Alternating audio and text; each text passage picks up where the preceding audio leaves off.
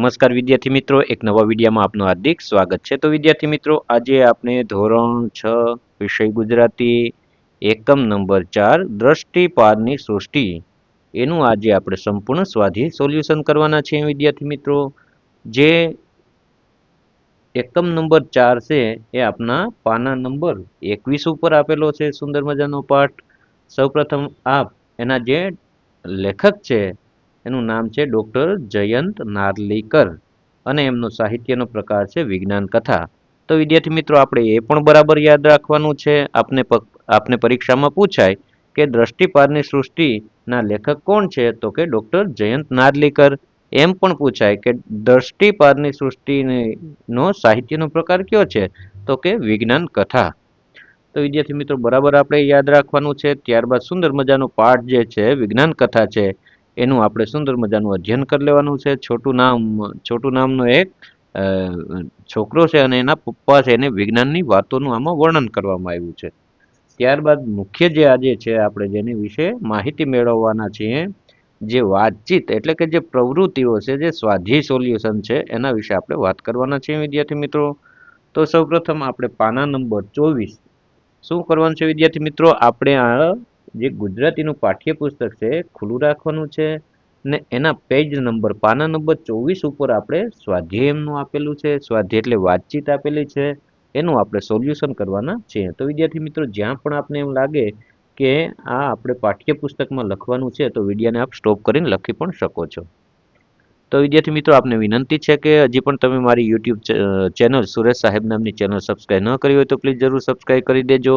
કેમ કે વિદ્યાર્થી મિત્રો, આ ચેનલમાં હું ધોરણ 4 થી માંડીને 12 ધોરણ સુધીના ભાષાના ગુજરાતી હોય, હિન્દી હોય, સંસ્કૃત હોય, એના કોઈ પણ પ્રશ્નોના જવાબ હોય, સ્વાધ્યાય હોય, સમજૂતી હોય, સ્વઅધ્યયન પોથી સોલ્યુશન, એ તમામ પ્રકારના વિડીયો આ ચેનલ ઉપર મૂકું છું।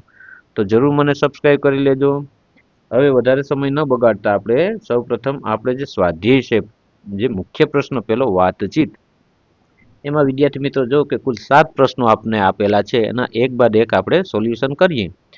તમને વાર્તામાં ક્યાં ક્યાં નવાઈ લાગી? શાની? જવાબ: મને આ વાર્તામાં એ વાતની નવાઈ લાગી કે કઈ રીતે યાંત્રિક હાથ યાનમાંથી બહાર આવવા લાગ્યો અને લંબાવવા લાગ્યો।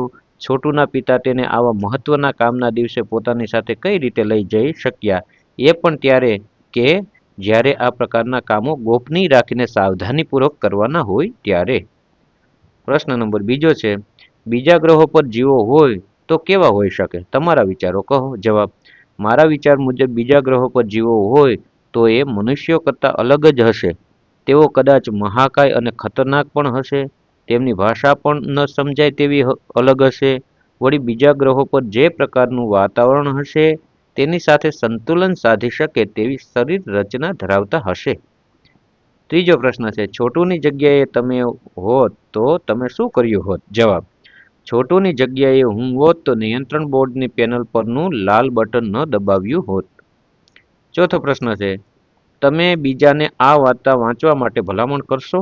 શું કહેશો? જવાબ: હા, જરૂરથી બીજાને આ વાર્તા વાંચવા માટે ભલામણ કરીશ। આ વાર્તા વાંચવા માટે ભલામણ કરશું કે વિજ્ઞાનીઓ બ્રહ્માંડના રહસ્યો જાણવા અને અન્ય ગ્રહો પર જીવસૃષ્ટિ, પાણી કે જીવન માટે અનુકૂળ વાતાવરણ છે કે નહીં તે જાણવા માટે કેવી રીતે કામ કરે છે અને તેના માટે કેવા પ્રકારની વ્યવસ્થા હોય છે એ જાણવા માટે આ કથા વાંચવા માટે ભલામણ કરીશ। ઉપરાંત વિજ્ઞાન આધારિત સાહસ કથા વાંચવાના શોખીનો એ તો આ વાર્તા વાંચવી જ રહી। પાંચમો પ્રશ્ન છે, આ ઘટના વાસ્તવિક લાગે છે કે કાલ્પનિક? કેમ? જવાબ: આ ઘટના કાલ્પનિક લાગે છે। તેનું સૌથી મોટું કારણ એ છે કે આજ સુધી વૈજ્ઞાનિકો મંગળ ગ્રહ પર જીવન કે જીવનને અનુકૂળ વાતાવરણ હોવાના કોઈ પુરાવા મળ્યા નથી। વળી વાર્તાની અમુક ઘટનાઓ પણ કાલ્પનિક લાગે છે। અવકાશયાન મંગળ ગ્રહ પર ઉતરવાનું હોય તેવા અગત્યના દિવસે છોટુના પિતા તેને પોતાની સાથે લઈ જાય અને ત્યાં છોટુ નિયંત્રણ બોર્ડની પેનલ પરનું લાલ બટન દબાવી દે અને અવકાશયાનનું કાર્ય ખોરવી નાખે એવું પણ શક્ય નથી। પ્રશ્ન નંબર 6, કોઈ વાહન ધરતી પર ચાલતું ન હોય, ન આકાશમાં ઉડતું હોય કે ન પાણીમાં તરતું હોય તેવું વાહન હોય, વિચારો। તો વિદ્યાર્થી મિત્રો, આપણે વિચારવાનું છે। તો એનો જવાબ લખ્યું કે આમ તો એવું વાહન હોવું શક્ય નથી। જો ધરતી ઉપર ચાલતું હોય, આકાશમાં ચાલતું હોય, પાણી પર તરતું હોય, આવા વાહન હોય, પણ ન હોય, ન તરતું હોય એવું વાહન આપણે ક્યારેય જોયું નથી। એટલે એનો જવાબ મિત્રો આ ટૂંકમાં આવે કે આમ તો એવું વાહન હોવું શક્ય નથી, એટલો જવાબ આપણે લખી નાખવાનો છે. 7મો પ્રશ્ન છે, છેલ્લો જે મુખ્ય પ્રશ્ન પહેલાનો છે એનો 7મો પ્રશ્ન. તમારા માતા-પિતા કે વડીલો તમને કેવી સાવચેતી રાખવા સલાહ આપે છે? જવાબ: મારા માતા-પિતા કે વડીલો મને વાહન ચલાવતી વખતે ટ્રાફિકના નિયમોનું પાલન કરવાની, મુસાફરી કરતી વખતે અજાણ્યા લોકોને અજાણ્યા સામાનથી દૂર રહેવાની, આજના સમયમાં તેઓ ખાસ કરીને મોબાઈલ અને ઇન્ટરનેટના જોખમો વિશે ચેતવે છે. પૈસા બચાવો, સમયનો સદુપયોગ કરો વગેરે જેવી સલાહ આપે છે. પ્રશ્ન બીજો, મુખ્ય પ્રશ્ન. પાઠમાં છોટું કેટલી વાર તને વાક્ય પપ્પાનું નહીં માનું હતું સુધીની વાર્તા વાંચો અને પ્રશ્નોના જવાબ એક શબ્દમાં જવાબ આપો. તો વિદ્યાર્થી મિત્રો જે આ કથા છે, બરાબર, આ વાર્તા છે, વિજ્ઞાન કથા છે, એમાં વિદ્યાર્થી મિત્રો જે દ્રષ્ટિપાતની સૃષ્ટિ જે પાઠ છે એમાં છોટું કેટલી વાર તને વાક્ય પપ્પાનું નહીં માનું હતું અહીં સુધીનો આપણે પેરેગ્રાફ છે એ વાંચવાનો છે. ત્યારબાદ એને આધારે આપણે પ્રશ્નોના જવાબ આપવાના છે. એ વિદ્યાર્થી મિત્રો પાના નંબર આપના 24 ઉપર આપેલું છે અને વિદ્યાર્થી મિત્રો આપ એની સામે લીટો કરી ને એની સામે જવાબ આ રીતના પાઠ્યપુસ્તકમાં પણ લખી નાખવાનો છે. પેલું છે, ભોંયરાના રસ્તે કેવા માણસોને જવાની છૂટ હતી? તો કે ખાસ વ્યક્તિઓને. આ વિદ્યાર્થી મિત્રો જે લીલા અક્ષરથી મેં લખેલું છે એ બિલકુલ આપણે જે પાઠ્યપુસ્તકમાં છે લખેલું એની સામે લીટો કરીને લખી નાખવાનો છે. છોટુને મોટા થઈને કોના જેવું કામ કરવું છે? પપ્પા જેવું. નિરીક્ષક યંત્રો કેવી પરિસ્થિતિના ફોટા પાડે? શંકાસ્પદ. છોટુનો પરિવાર કેવા વાતાવરણમાં જીવે છે? કૃત્રિમ. 5મું, માણસ સ્પેસ સૂટ વિના મંગળની જમીન પર જાય તો શું થાય? તો કે મૃત્યુ થાય. ત્યારબાદ ત્રીજો પ્રશ્ન વિદ્યાર્થી મિત્રો છે પાના નંબર 24 ઉપર. વાર્તા અનુસાર આ ફકરાની કઈ વાતો સાચી નથી તે ઓળખો અને તેના ઉપર લીટી કરો. તો વિદ્યાર્થી મિત્રો એક સુંદર મજાનો આપણે પેરેગ્રાફ આપેલો છે આ પાઠમાંથી.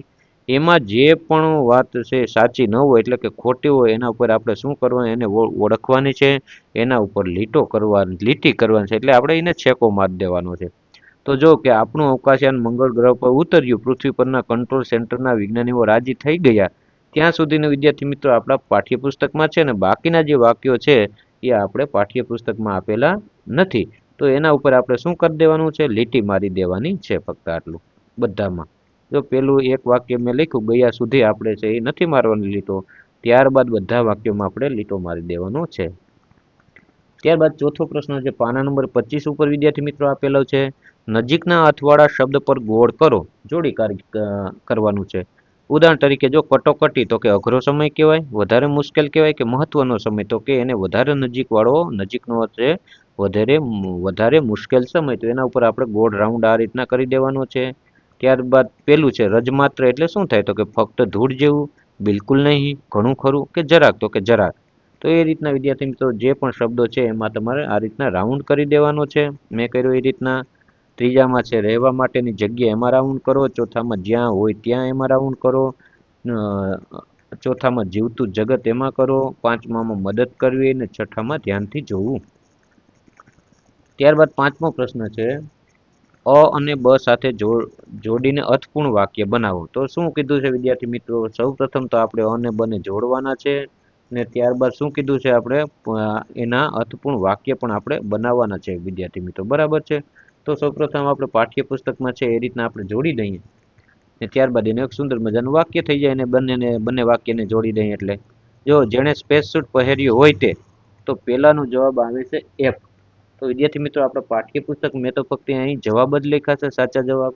તો આ પેલા આપણે ક્રમ પણ આપી શકો અથવા તો એફ લખાડે, એફ તમે લખી શકો. જો તમે પાઠ્યપુસ્તકમાં આપણે 25 પાના ઉપર જો જે તમને કોષ્ટક આપ્યું છે, કોઠો આપ્યો છે, એમાં છેલ્લેથી બીજો એફ છે, બરાબર છે.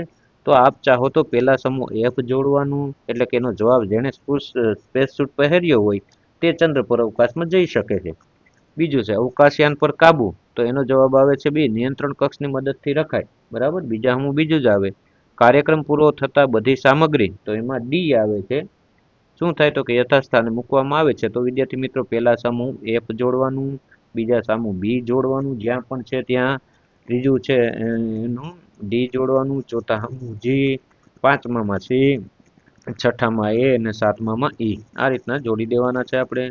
ત્યારબાદ 25 પૃષ્ઠ ઉપર જો કે ઉદાહરણ મુજબ શબ્દો બનાવો. ઉદાહરણ ઉત્તરાયણ તો કે ઉતરવું, એવી રીતે લખાણ તો કે લખવું, ચઢાણ તો કે ચઢવું, વહેતું તો કે વહન, દબાણ તો કે દબાવવું અથવા તો દબાવવું, ખોદવું તો કે ખોદાણ, લંબાવવું તો કે લંબાણ, ધોવાવું તો કે ધોવાણ. તો જે વિદ્યાર્થી મિત્રો બ્લુ અક્ષરથી મેં લખેલું છે એ આપણે ખાલી જગ્યામાં આપેલી છે ઉદાહરણ મુજબ શબ્દો બનાવી એમાં આપણે લખી નાખવાના છે. ત્યારબાદ પ્રશ્ન નંબર 7મો છે વિદ્યાર્થી મિત્રો પાના નંબર 26 ઉપર. શું કીધું કે નજીકના અર્થ દર્શાવતા વિકલ્પ સામે ખરાની નિશાની કરવાની છે. કુલ એમાં 3 પ્રશ્નો છે. પ્રશ્ન પહેલો કે સામાન્ય માણસોને ભોંયરાના રસ્તે જવાની મનાઈ હતી કારણ કે તે રસ્તો જ્યાં ખુલતો ત્યાં રહેવા સ્પેસ સૂટની જરૂર પડતી. એટલે પહેલામાં પહેલું છે એમાં રાઈટ કરી દો બરાબર. ત્યારબાદ બીજું છે એમાં બીજું નાનો છોકરો ત્યાં હતો એમાં રાઈટ કરી દો. ત્રીજામાં પણ વચ્ચેનું ત્યાંના વાતાવરણમાં પૂરતો પ્રાણવાયુ નથી. તો પહેલામાં પહેલું, બીજામાં બીજું અને ત્રીજામાં પણ બીજું આ રીતના આપણે રાઈટ કરી દેવાના છે બોક્સમાં આપેલા છે એમાં. ત્યારબાદ 8મો પ્રશ્ન કે પ્રશ્નોના જવાબ લખો. પ્રશ્ન પહેલો છોટુ પાસે ભોંયરામાં જવાનો શા માટે પ્રતિબંધ હતો? જવાબ કારણ કે સામાન્ય માણસો માટે ભોંયરાના રસ્તે જવાની મનાઈ હતી. કેટલીક નક્કી કરેલી વ્યક્તિઓને બાદ કરતા બાકીનાઓ માટે ત્યાં જવાની બંધી હતી. ત્યાં જવા માટે ખાસ પ્રકારના સ્પેસ સૂટ અને બૂટ પહેરવા પડે. ત્યાં જવા માટે ખાસ તાલીમ લેવી પડે. ત્યાં અત્યંત ઠંડી પણ હોય છે. બાળકોને ત્યાં જવાની સખત મનાઈ હતી. આમ આ કારણોસર છોટુ માટે ભોંયરામાં જવાનો પ્રતિબંધ હતો. બીજો પ્રશ્ન છે મંગળના ભોંયરામાંથી સપાટી પર જનારે કઈ કઈ તૈયારી કરવી પડે? જવાબ મંગળ પરના ભોંયરામાંથી સપાટી પર જનારે ખાસ સ્પેસ સૂટ પહેરવું પડે. કારણ કે મંગળ પર પ્રાણવાયુ નથી તો સ્પેસ સૂટમાંથી શ્વાસ લેવા માટે પ્રાણવાયુ મળી રહે તેવી વ્યવસ્થા કરેલી હોય છે. વળી ત્યાં અતિશય ઠંડી હોય છે તો તેનાથી બચવા માટે પણ સ્પેસ સૂટ જરૂરી હોય છે. ત્યાંની સપાટી પર ચાલવા માટે ખાસ પ્રકારના બૂટ પહેરવા પડે અને હરવા ફરવા માટે પણ તાલીમ લેવી પડે. ત્રીજો પ્રશ્ન છે મંગળ પરના લોકોનું જીવન જમીનની નીચે સરળતાથી કેમ ચાલે છે?